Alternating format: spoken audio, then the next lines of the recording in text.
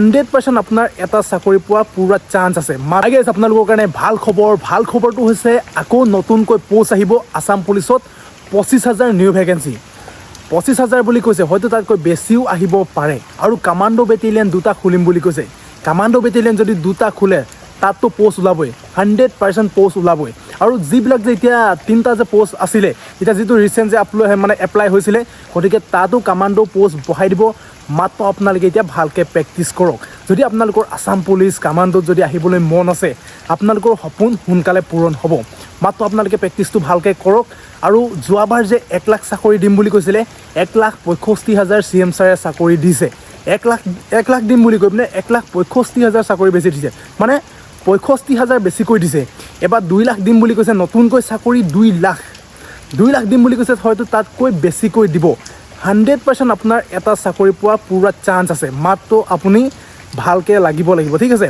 আৰু যিবিলাক ফিটনেছৰ টিপছ লাগে মইতো আপলোড কৰিছোঁ, আপোনালোকে গৈ চাবগৈ ভিডিঅ'বিলাক। আৰু আপোনালোকে যদি মোৰ চেনেলটো যদি নতুন কৰিছে তেনেহ'লে চেনেলটো ছাবস্ক্ৰাইব কৰি ল'ব। আৰু CM ছাৰে যিবিলাক কৈছে, গতিকে সেইবিলাক ক্লিপ মই আপলোড কৰিছোঁ, হৈ পিনে আপোনালোকে নিজেই চাই লওক, ঠিক আছে। ব'লক তেন্তে।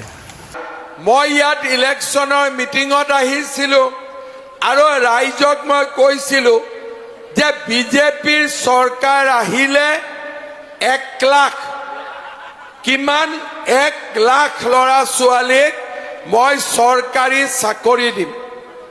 ইলেকশ্যন হৈ গ'ল, 5 বছৰ পূৰা কৰিলোঁ। 1 লাখ চৰকাৰী চাকৰিৰ জাগাত 1,65,000 ল'ৰা ছোৱালীক আমি চৰকাৰী চাকৰি দিলোঁ। এতিয়া যোৱাবাৰটো কৈছিলোঁ 1 লাখ দিলোঁ 1,65,000। এইবাৰ মই আপোনালোকক কথা দিছোঁ, আপোনালোকে বিজেপিৰ চৰকাৰ বনাই দিয়ক। এইবাৰ মই 2 লাখ ল'ৰা ছোৱালীক চৰকাৰী চাকৰি দিম। কিমান ল'ৰা ছোৱালীক চাকৰি দিম? 2 লাখ। এতিয়া ডেকা ল'ৰাবিলাকে কয়, মামা কামাণ্ডো বেটেলিয়ন বঢ়াই দিয়ক, পুলিচৰ চাকৰি দিয়ক। মই নতুনকৈ পুলিচত চাকৰি কিমান দিম? 25,000। কিমান দিম নতুনকৈ? 25,000। টিচাৰ কিমান দিম? শিক্ষক শিক্ষয়িত্ৰী কিমান দিম? 75,000। কিমান দিম? 75,000। 75 আৰু 25 1 লাখ হ'ল। বাকী 1 লাখ চাকৰি doctor, engineer, ADRE, grade 4, grade 3, nurse, laboratory technician 1 lakh. কোনবা চৰকাৰে আগতে 1 লাখ চাকৰি দি পাইছে নেকি? কোনেওতো পোৱা নাই। কিন্তু মামাই কি ক'লে যে 1 লাখ দিম। 1 লাখ দিলে মানুহে কিমান কয় যে 1 লাখ ক'লো 50,000 দিলোঁ। অলপতো কোৱাতকৈ মানুহে কম কৰে না, হয়নে নহয়? কয় যদি 10 টকা দিয়ে 8 টকা। কিন্তু মই ক'লো 1 লাখ, দিলোঁ 1,65,000।